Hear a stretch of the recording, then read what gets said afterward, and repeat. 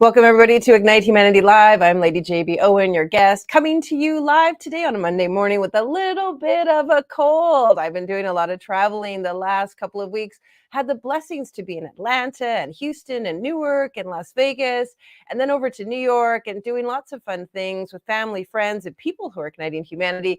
And of course, a little bit of the bug has caught up with me. So please forgive me if I'm coughing or sounding like I've got a strange voice, but I come to you with a happy heart, knowing that regardless of how we feel, we still have to ignite humanity and push through all of those small feelings of a stuffy nose and a sore throat to make sure that I still can show up to ignite humanity for you. Well, how are we igniting humanity? Well, folks, it's through coming together. It's through forming alliances and allegiances and friendships and relationships. It's through really understanding one another and starting to care about the lives and the aspirations, the possibilities, and the trajectory of each and every individual on the planet.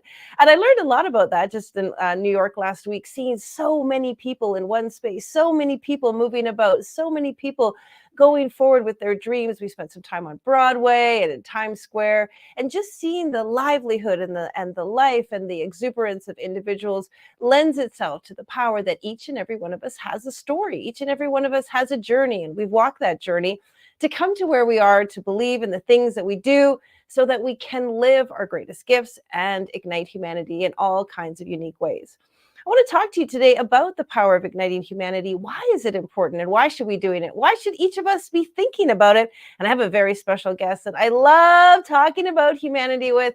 Miss Shisten Sigmoid is a absolute, excuse me, leader in uncommon wisdom and in psychology and the philosophy. I wouldn't say psychology, but the philosophy and the knowingness of individuals, and how consciousness and awareness and awakening and untethering ourselves from the mystery and the belief that maybe this isn't just what we think it is, or is it? Or how can we awaken, and how can we step into, how can we really live the life that we truly want to? Her and I are going to have a great discussion today all about that topic. She's probably going to carry the show due to my sore throat, and I'm so happy to have her here. She has an Ignite moment to share. Please, please welcome her to the show. Hi, thanks for having me. Hello. Hey, good to see you. Thanks for coming. And I'm sorry I, just kind of like off the top of my head botched your bio because I didn't have anything to read. Why don't you share a little bit with our viewers what you are very Yeah, passionate and love to talk about? sure. I love talking about wisdom. I love talking about consciousness. I love talking about innate wisdom that comes from within, from that place where nobody on the outside gave that wisdom to you. It came from sort of the depths of your own being. And usually we find that through what I would call meditation or contemplation, and really taking the time to sort of take away the outside world for a little bit, go inside of ourselves and find out who we are before we were ever given titles and tags and conditioning and all of that kind of stuff that can kind of cloud our judgments of the world. And so for me, I love uncommon wisdom. I love finding out somebody else's uncommon wisdom and learning from it, and learning from someone's experiences in the world of time and space, and something that they never read in a book, but that really did come from them. So And you and I are both proponents of that journey that we go through, that the soul has a journey or a destiny or fate or walks a certain path and collects with it this beautiful wisdom through its experiences. You and I have debated lots about how, how, why, what, where, what is it all about? What are we yeah, doing? How are we here? What is the purpose? yeah. And really, this collective consciousness around humanity, that we all walk this journey, we have these stories, we have this path, and how does it lend itself to each other, and how can we use those stories to uplift another soul or another person with the ideas of their journey of walking the earth? Tell me, in the spirit of connectedness and consciousness and collectiveness, Mhm. how can each of us be thinking about one another? Well, that's just it. They say that the fastest way to get through the thing called ego is to be of service to another being. Because all of a sudden we're no longer just focused on the self and the me. And so using your life as an opportunity, whether it's just to simply open a door for somebody on a small scale, whether it's on a global scale where you're working with the masses, It's just really is about showing up and kind of getting that egoic consciousness out of the way and being of service to another being where you're helping to improve their life in some degree, some way, shape, or form. That's not always easy to do, especially when the world teaches us it should be all about the me, it should be all about the self, it should be all about I. But the reality is the I creates suffering at the end of the day because it's not the truth of who we are. It's what we would call sort of a psychological self, a figment of the imagination that we've sort of identified with over the years. And eventually it becomes so conditioned, so a part of who we are that we forget our true nature, and our true nature is selfless. It really is selfless, and so Mhm. less of a self. you know Mm. and the more it sounds interesting, but the more empty we become of ideas and belief systems and old structures and old paradigms, the more free we are to allow new ideas to come in, new conditioning, new ways of being, new ways of operating, new inventions, new technologies, things like that. But it really takes doing the deep dive work within yourself to break apart, what no longer is serving you any longer, so that you start getting into alignment. We start getting into alignment with us consciousness and we consciousness versus the me consciousness, if that Mhm. makes sense. Mhm. I think there's a big wave of, viewership on the me and the I and all that I have and all that I'm doing. We see that in social media, we see that Hmm. in politics.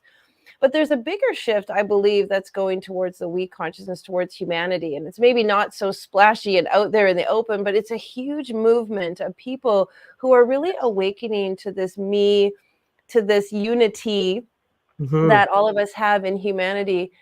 Can you share some of the beliefs? And you and I have talked about the humanity principles and some of this idea of humanity. How can humanity rise, even though this is sort of happening over here, and then this bigger movement is happening over here? This Yeah. sort of polarity of it. Yeah, you're always going to get duality because we live in a game of light and dark. We always positive and negative. You cannot have a game without light and dark because the light shines off the darkness so that you can see it. And we need both. But what we really do need are the people who are starting to wake up and realize, oh my gosh, I'm a spirit, or I'm a soul, or there's more to me than just this physicality, to step into leadership and start paving the way for the rest of the world to start to see, oh my gosh, there is a way out of suffering.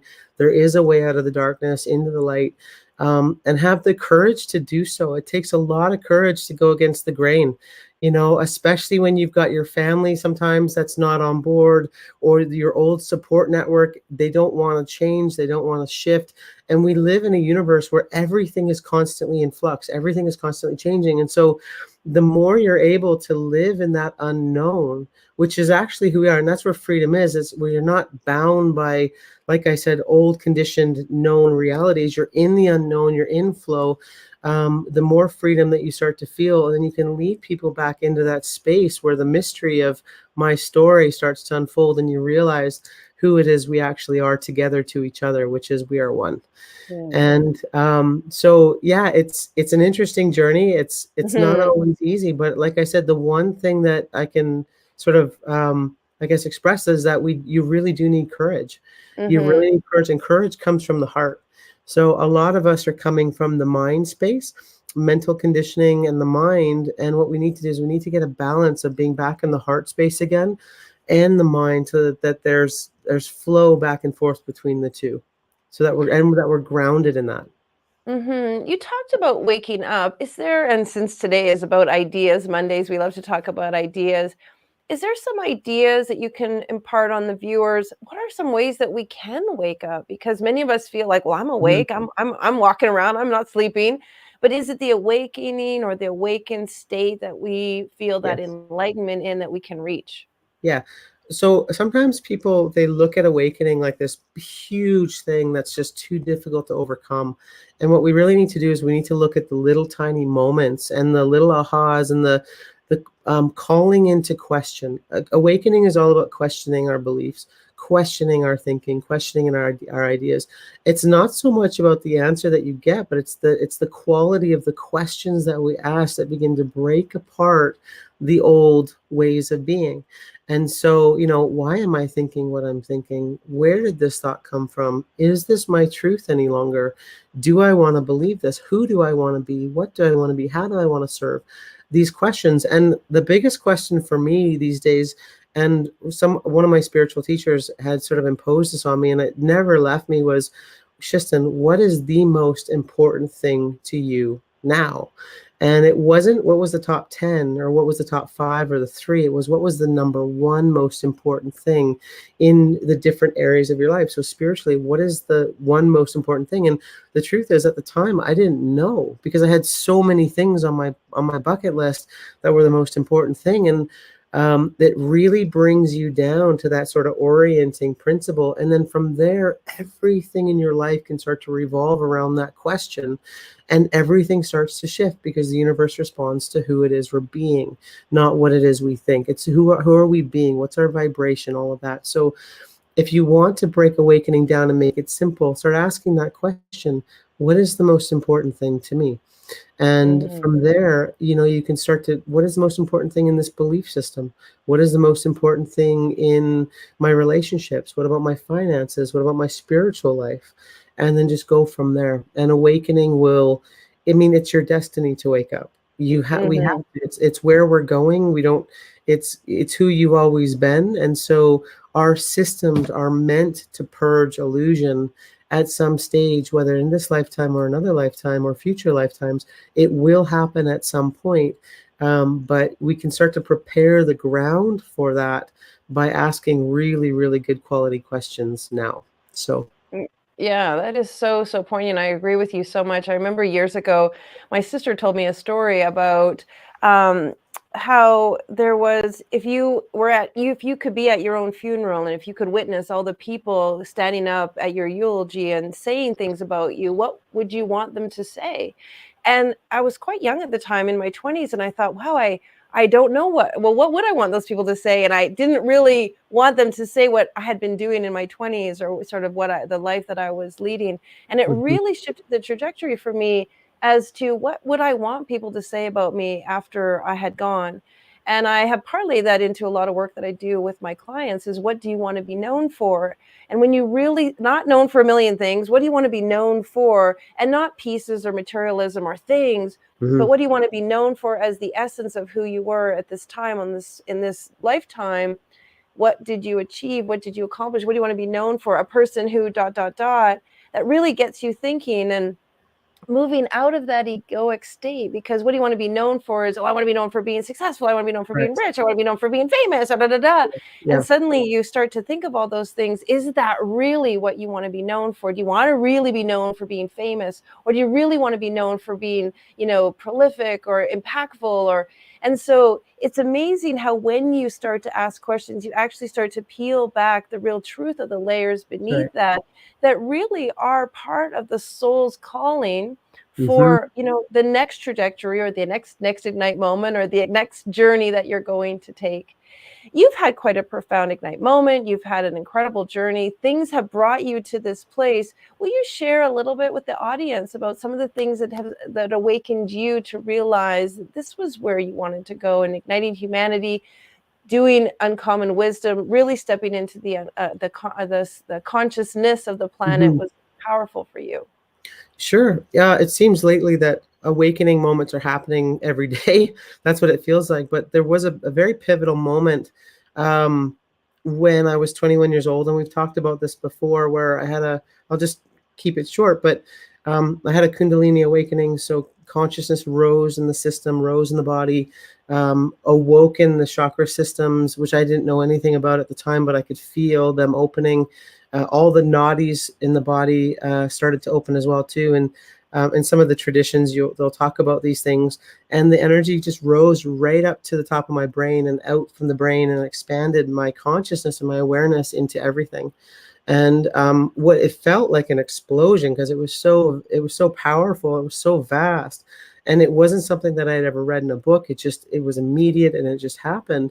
And the question that was interesting that I had asked before that moment was, I literally had hit my breaking point of I cannot handle my own mind anymore. I cannot handle the suffering that's going on. It will not stop, no matter what I do, no matter how much I try to distract myself. The voices in the mind won't go away. And Mm. so I asked this question. Well, I don't even know who I am, and so I said, "Who am I?" And I literally kind of I didn't say to God or anything or the divine, I just asked this question out to the universe and just said, "Who am I?" And this energy immediately rose and showed me an immediate connection into everything and everyone. And it was so intimate. That in Zen, they talk about an intimacy with the 10,000 things. And I understand what Mhm. they mean by that now. It's that awakening and liberation is an intimacy with the 10,000 things. It's closer than close. And that the divine within you is closer than close. Like it's closer than your skin, because it is every cell in your body. It is every heartbeat. It is every breath. It is every thought.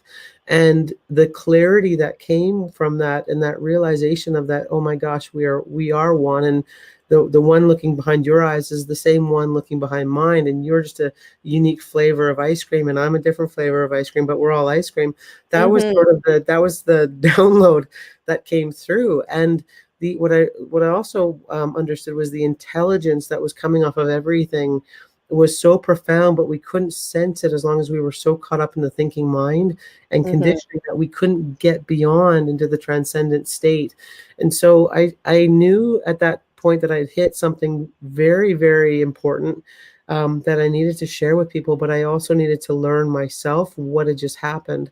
And so I went on and spent, 15 to 20 years studying with the most awake beings on the planet, the most gifted, the best scientists, the best quantum physicists, the best metaphysical students, and shamans and mystics, and everybody, just to grab perspective. And at the end of the day, I got actually kind of got frustrated because I wanted one of them to give me the one path. And I Mm. realized there wasn't one path. And so the reason why I call what I do uncommon wisdom is because I want to evoke that wisdom within each and every one of us that's there. That's an accumulation of everything that you've ever been given in this life, whether it's been challenging, whether it's been wonderful, whether it's been harsh. All of it, I believe, is grace when you have the right perspective. And in a lot of the traditions, they say when you get to liberation, samsara and nirvana are the same thing. So suffering and bliss are actually the same thing, but it's the perspective that we come to it from, and the understanding that it was all learning to bring you home back to yourself. So that's for me was a huge awakening, was to realize, wow, I am enough, and I have everything inside of myself that I Mhm. need to teach, and so does everybody else. We just have to remind them of who they are and remind them that they are worthy. And that's one of the biggest challenges I found is, I think because we feel sometimes so disconnected from our true self, we lose that sense of worth because we are sort of, we're not really identified with the true us. And so just to kind of get people um, back into that place of realizing that they are enough, they are whole. That's sort of the task that I have at hand. So yeah. Mhm, absolutely, fantastic. And, when you were sharing all of that, I just kept feeling that and sensing that. I also have had a similar experience, and in that oneness, I also felt this deep knowing that we are all equal, that we are all the same, Hmm. that there is no hierarchy, there is no separation, there is no deviation, there is no delineation. We are all equally equal, and we're just living out an experience in a different manner. And Hmm. it was such a profound knowingness, such a profound feeling, such a profound love and acceptance and deep compassion. And I Yeah. think that's the heart of igniting humanity. There are many people on the planet. We all have that in us. It's all innately built in us. We're born with it. It just awakens and covers and exposes itself in different ways at different times in our life throughout this journey. Hmm. What's super powerful, and you and I are locking arms together to ignite humanity, is the ability that when we form a deeper collective, with the similar consciousness, we can raise the vibration of more. And so Mm. Shishan and I are committed to igniting humanity in multiple different ways. Let's talk a little bit about the book project that we're doing. Sure. Yeah, I'm very much, Shishan is a part of Igniting Humanity, the book project, wanting to bring together 280 amazing individuals on the planet who are truly igniting humanity and start to tell their ignite moments, their stories of this awakening and this unfolding and this connecting with self so that they can help and support others. Justin, you said yes to being a part of this book project. What made it so important for you to share your story in this amazing book that we're going to break a Mhm. Guinness Book of World Records and have the most compilation book stories in one book? Yeah, to be very honest, I was so blown away by the idea of having as many stories in one book. Like for me, I'm all about healing and transformation comes from storytelling. It really does. It from sharing your truth with the world and having the courage to speak from that core of you. And so I was absolutely on board when I heard the title Ignite Humanity. That was enough for me. I went, I'm in. And then, to get the opportunity to get to listen to all the stories that are going to be in the book, it's life changing. And I knew that having something physical and tangible, because people need, rather than having something be so etheric and consciousness and energetic based, but having something that they can read and hold and open up and it becomes a manual for them, became something that really opened my eyes to what was possible. Mm, So I absolutely love the idea mm, of getting to hear other people's stories, because to be very, I'm kind of selfish. I get to heal in the process of it. So right. yeah, it's kind of a And no-brainer. you and I both agree, like every single story in that book may not speak to every single person, but there will be a story in that book that does speak to everyone. And that story will touch them in a way that moves them forward in their own experience. And I'm super excited about the book also. I know it's going to touch every corner of the planet. And folks, we're scouring the globe together, Shiston and I, looking for people who want to be a part of writing in the Ignite Humanity book, a beautiful book with 280 people, 880-page book that we're putting together to set a Guinness Book of World Records. If you would like to be a part of that book, if you feel you have an Ignite moment, if you have a story that you would like to share, if you feel that you are igniting humanity in your own little way, we would love for you to go to our website and fill out our apply button and tell us what you're up to. Justin, you and I agree again that every little story ignites one other life, that ignites another life, that creates this ripple effect. Talk about how the ripple effect is actually raising the vibration of the planet. Yeah, that's amazing. When I used to work with Constance Kello, so Namaste Publishing founder, and she would always talk about the 1%, that if we could just get together, we could start to catch fire like kindling. And so it would just start to build this momentum. And I think that's exactly what you're doing. You're grabbing people and grabbing stories from all corners of the globe, and the consciousness is going to start to catch fire. And Mm, that's what we want. We want to literally ignite and awaken and illuminate intelligence within the being and within the body that's sitting there waiting to just be realized. It's not, you don't, that's the thing, is you don't have to become something different. You don't have to add anything more. What we actually are here to do is take away what it is that you're not, and mm, then uncover the diamond that's underneath. So mm. I love that. I always talk about pulling back the petals of the rose, to just really reveal the nectar, like how it is a mhm, process. I also want to share a little bit about an event we're doing in May. We're going to be igniting individuals and igniting lives through their book and their business and their brand and their breakthroughs at an event called Ignite Gather Rama happening in Las Vegas. Shison's going to be there speaking on stage and talking about uncommon wisdom. But again, share with us, how powerful is it when we come together in person? I mean, for the mhm, last little while, we haven't been converging because of what's been going on in the world, but now more and more we're coming together. yeah. Why is it being in proximity to one another with this raised vibration so important? To be very honest, I had a teacher once tell me, I said, we got to be doing more. We've got to be doing, and we were in a workshop. And he said to me, is there anywhere better that we could be than right here, right now, together, creating this huge ball of consciousness that's going out to the world that people can then connect into and begin to heal from? And I was like, it really kind of turned me back around. And I went, wow, like, so gathering in high consciousness, high energy, that's drama free, that has really good intentions, and that people are sharing stories that are going to help people to heal. We end up creating this massive wave that then the collective consciousness can go and reach into and sort of heal from, whether they're physically present or not. One of the awakenings that I'd had was the realization that every conversation is being heard by every single being on the planet, because we're actually one. Whether they're conscious of it or not is a different story. Mm, But every conversation you have with one being is going out to the entire world. And so you can imagine, with over 100 speakers and hundreds of people in the audience, mm, having conversations that actually elevate the game changes the whole game for the rest of the collective consciousness. So that's why it's really, really important that we come together as one mm, and serve the world. So mm. I honor you so deeply. Thank you for being a partner in purpose with me on this journey to ignite humanity. I'm so grateful. Folks, if you want to know a little bit more about Shisten, you can read her story.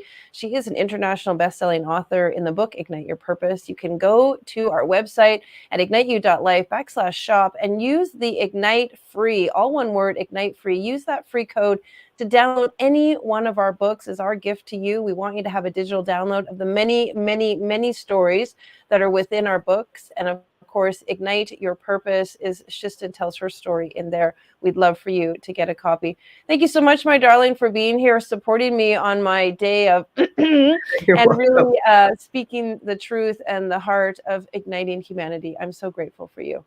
Yes, same here. Okay, take care, guys.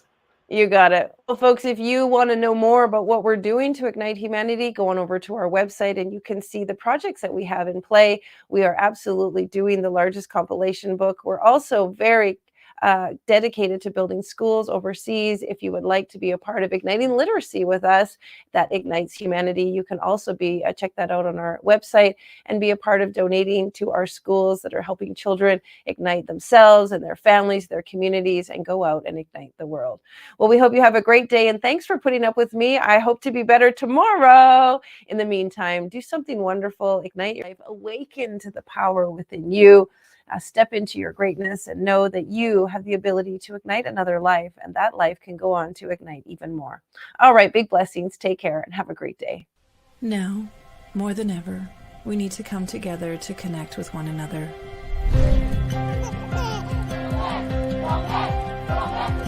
We need to feel the truth in who we are and let go of everything that's happened in the past. We need to empower every person on the planet and awaken hearts, enliven souls, come together, laugh, play, rejoice, connect, create, and love.